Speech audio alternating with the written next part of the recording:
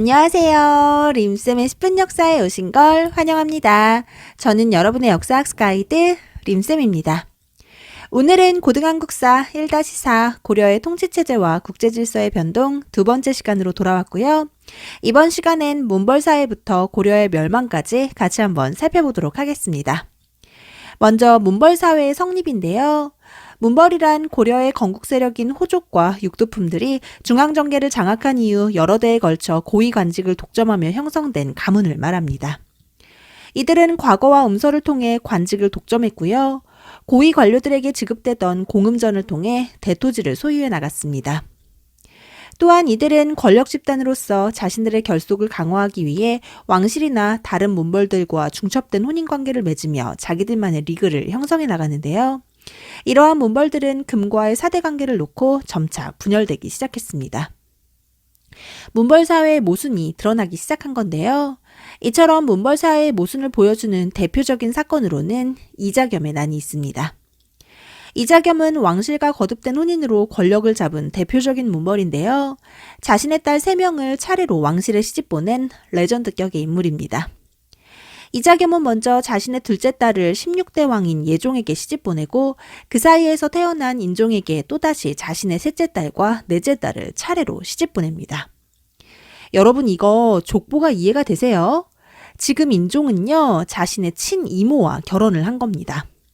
막장도 이런 막장이 없죠? 아무리 당시 고려 왕실에서의 혼인은 근친혼이 왕왕 있었다지만 이건 완전 선 넘었죠. 하지만 권력의 눈이 먼 이자겸에게 옳고 그름의 잣대는 없었습니다. 결국 이자겸은 왕실을 등에 업고 막대한 권력을 누리며 횡포를 부리는데요. 이러한 이자겸을 제거하고자 시도한 인종의 계획이 실패하고요. 도리어 이자겸이 척준경과 함께 난을 일으켜 권력을 장악합니다. 하지만 이후 인종이 척준경을 회유해 이자겸의 난은 실패로 끝나는데요. 이러한 이자겸의 난은 고려 중기 몬벌 사회의 모순을 보여주는 대표적인 사건이라고 볼 수 있습니다. 그리고 이렇게 이자겸의 난을 진압하고 난 뒤 또 한 번 몬벌 사회가 동요하는 사건이 발생하니 바로 묘청의 서경천도 운동입니다. 중요합니다.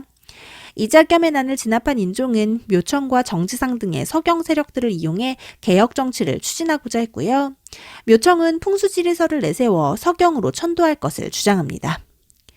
또한 금과의 사대 관계를 반대하고 칭제 건원과 금 정벌을 주장하는데요. 하지만 이는 보수적인 개경파의 반대로 좌절되고요. 인종마저 개경파의 손을 들어주자 묘청은 서경에서 반란을 일으킵니다. 이러한 묘청의 난은 결국 개경파인 김부식이 이끄는 광군에게 진압되고 결국 묘청의 서경천도 운동은 좌절됩니다. 어째 몬벌 사회의 흔들림이 심상치가 않은데요. 과연 몬벌 사회가 어떻게 무너지는지 지금부터 본격적으로 알아볼게요. 드디어 하늘 높은지 모르던 문신들을 향해 무신들이 칼을 뽑았습니다. 바로 무신정변이 일어난 건데요. 몬벌들이 판치는 세상에서 상당한 차별을 받던 무신들은 점점 불만이 쌓여가고 있었고 이러한 때 무신들의 뚜껑을 열리게 하는 사건이 터집니다. 바로 젊은 문신들의 만행인데요. 한참 어린 문신이 당시 최고 장군이었던 정중부의 수염에 불을 붙이질 않나, 수박회에서 진 무신의 따귀를 때리질 않나, 선을 넘어도 한참 넘은 이들의 만행에 결국 무신들은 칼을 뽑았습니다. 이것이 바로 정중부와 이의방 등이 주축이 된 무신정변인데요.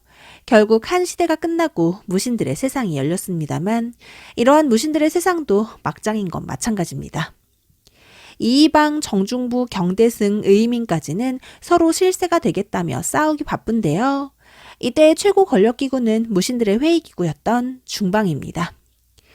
이렇게 중방을 권력 기반으로 사용한 무신들은 문무겸직제를 통해 문신들의 전유물이었던 고위관직을 차지하며 정권을 장악했는데요. 이렇게 권력을 잡은 무신들은 나라를 위한 새로운 비전을 제시하기는커녕 그저 권력 다툼에만 눈이 멀어 있었습니다. 이러한 권력 다툼의 최종 승자는 바로 최충원인데요. 최충원을 시작으로 약 60년간 최씨 집권기가 이어지고요. 이때 최고 권력기구는 최충원이 만든 교정도감입니다. 중요합니다. 교정도감에서는 국가의 주요 정책을 결정하고 집행했고요. 거기에 최충원은 경대승 때 만들었던 도방을 더욱 확대했습니다. 그리고 이후 그의 아들인 최후가 정권을 잡았을 때는 교정도감과 더불어 정방을 설치해 인사권을 장악했는데요. 이때 최후는 무신과 더불어 문신들을 등용하기 시작했습니다. 사실 정치는 힘만 가지고 하기는 어려워요. 아무래도 브레인이 있어야겠죠? 그래서 최후는 문신을 등용하고 국정자문을 얻기 위한 목적으로 서방을 설치했습니다. 또 최후는 개경의 치안을 위해 야별초를 설치했는데요. 이는 이후 군사 기반으로 사용됩니다. 이렇게 무신들이 집권했던 무신들의 세상에서 고려 백성들의 삶은 과연 어땠을까요? 평탄했을까요? 전혀 그렇지 않습니다. 오히려 사회는 더 혼란해졌는데요. 하극상을 통해 정권을 잡은 무신들에 의해 신분제가 동요되고 무신들의 수탈로 농민들의 삶은 더욱 피폐해졌습니다. 결국 전국 각지에서 반란이 일어나기 시작하는데요. 공주 명학소에서는 망이 망소의 난이 일어났고요. 운문 초전에서는 김삼이 효심의 난이 일어났습니다. 또 너무나 중요한 천민의 저항으로 만적의 난이 있는데요. 개경에서 최충원의 노비였던 만적이 일으킨 이 난은 신분 해방을 주장한 것이 특징입니다. 왕후 장상의 씨가 따로 있으랴 라고 외치며 새로운 사회를 꿈꾼 만적. 하지만 안타깝게도 그의 계획은 사전에 발각되어 실패하고 맙니다. 이렇게 무신정권 시기의 고려는 나라 안팎으로 사건 사고가 많았는데요. 13세기 초 막강한 군사력을 바탕으로 성장한 몽골이 고려를 침입한 것도 이때였습니다. 몽골은 고려와 외교를 시작한 이후 점점 고려에 무리한 공무를 요구해 오기 시작했는데요.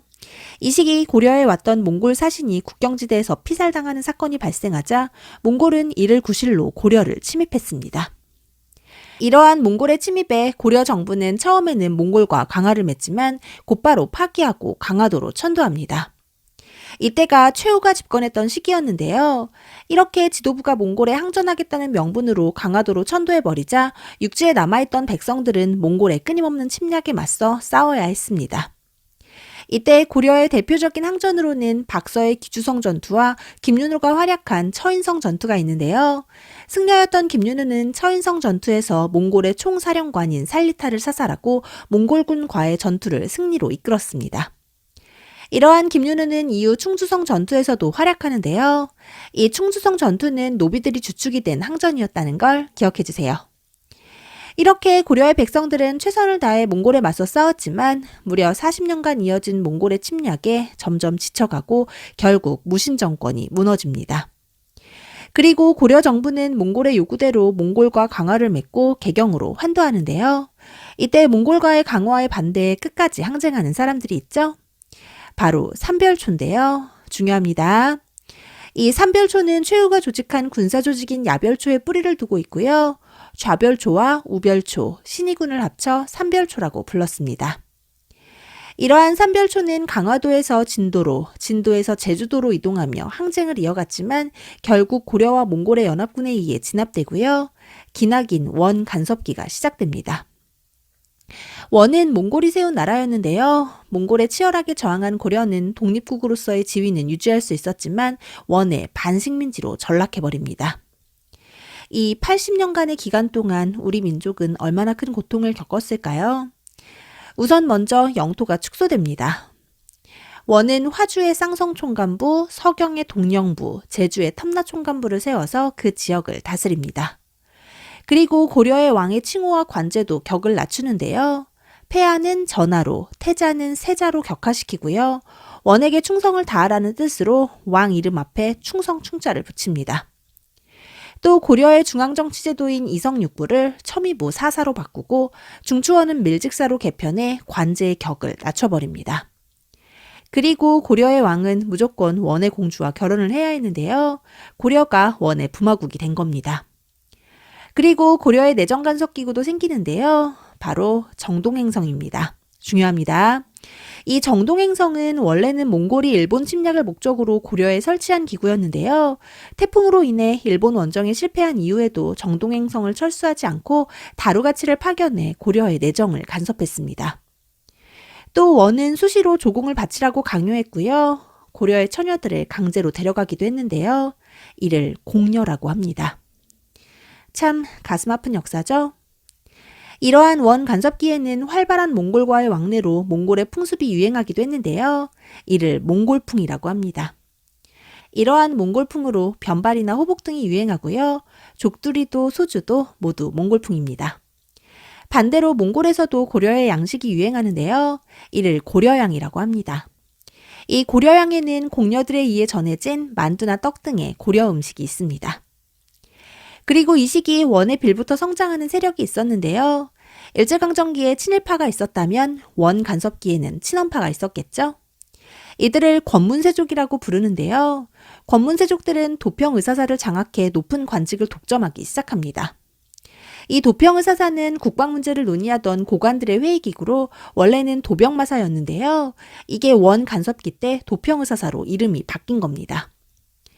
암튼 이렇게 권력을 장악한 권문세족들은 국유지와 백성들의 토지를 강제로 착취하여 대농장을 소유하고 농민들을 무력으로 노비로 만들기도 했습니다. 그로 인해 백성들의 삶은 피폐해졌고요. 국가의 재정은 궁핍해졌습니다. 하지만 이러한 권문세족의 권세도 영원할 순 없겠죠? 원나라가 점차 쇠퇴하기 시작하자 이때를 틈타 고려는 반원 개혁 정책을 펼치기 시작하는데요. 먼저 충렬왕 때는 원 관리의 횡포를 방어하고 고려 국왕이 정동행성의 장관을 겸직했으며 동령부와 탐라총관부를 반환받기도 했습니다. 그리고 무엇보다 이 시기 적극적인 반원 자주 정책을 펼친 왕이 있으니 바로 공민왕입니다. 중요합니다. 공민왕은 먼저 백성들을 괴롭히고 막강한 권세를 누리던 기철 등의 권문세족을 숙청하고요. 원이 낮춰놓은 고려의 관제를 다시 회복해 중서문화성과 상서성 등을 부활시킵니다. 또 쌍성총관부를 공격해 천령 이북의 영토를 회복하는데요. 이 주황색으로 표시된 부분이 공민왕 때 회복된 영토입니다. 그리고 내정간섭기구인 정동행성 이문소를 폐지하고요. 변발과 같은 몽골풍도 금지합니다. 이러한 공민왕은 왕권 강화를 위한 정책도 펼치는데요. 신돈이 중심이 돼 설치된 전민변정도감을 통해 권문세족들이 불법으로 차지한 농장을 회수하고요. 이를 원래 주인에게 돌려줍니다. 또 억울하게 노비가 된 자를 양민으로 해방시켜줬는데요. 이로써 왕권이 강화되고 국가재정이 회복되기 시작합니다. 또 공민왕은 인사권을 담당하던 정방을 폐지하고 스스로 인사권을 장악했는데요. 이때 공민왕이 등용한 세력이 바로 신진사대부입니다. 하지만 이러한 공민왕의 개혁 정치는 권문세족의 강한 반발에 부딪히는데요. 시기적으로도 홍건적과 왜구의 침입이 겹치면서 어려움을 겪던 공민왕은 결국 권문세족들에 의해 시해되고요. 공민왕의 개혁 정치는 실패하고 맙니다. 하지만 공민왕의 개혁 정치는 고려의 자주성을 높이고 신진사대부라는 새로운 세력이 성장할 수 있는 계기를 마련했다는 점에서 의의가 있는데요. 이렇게 공민왕 때 정계에 들어온 신진사대부는 결국 새로운 세상을 열게 되죠. 이러한 신진사대부는 성리학을 중심으로 성장했으며 친명적인 성격을 띠고 있습니다. 또 신흥무인 세력도 이 시기 홍건적과 왜구를 격퇴하면서 성장하는데요. 대표적인 신흥무인 세력으로는 최영과 이성계 등이 있습니다. 이성계가 누군지 다들 아시죠? 이 이성계가 등장하는 걸 보니 고려의 끝이 다가오고 있네요. 이성계는 위화도 회군을 통해 권력을 장악한 인물인데요. 위화도 회군이란 요동을 정벌하라는 우왕과 최영의 명령을 거부하고 위화도에서 군대를 돌린 사건으로 이때 이성계는 우왕과 최영을 죽이고 실권을 장악합니다. 그리고 정도전을 비롯한 급진파 신진사대부와 손잡고 조선을 건국하게 되는 건데요. 이 과정에서 정도전은 과전법을 시행해 신진사대부의 경제적인 기반을 마련합니다. 또 조선 건국에 반대했던 온건파 신진사대부들은 이때 죽임을 당하는데요. 대표적인 인물로는 정몽주가 있겠죠? 이렇게 정몽주까지 제거한 후 이성계와 정도전은 1392년 마침내 새로운 나라 조선을 건국합니다. 참 우여곡절이 많았던 고려가 결국 이렇게 무너지네요. 하지만 고려는 외세에 거듭된 침략 속에서도 쉽게 굴복하지 않는 강인한 나라였다는 사실을 꼭 기억해 주세요. 오늘은 고려 두 번째 시간으로 문벌사회와 고려의 멸망까지 살펴봤는데요. 오늘 준비한 내용 여기까지입니다.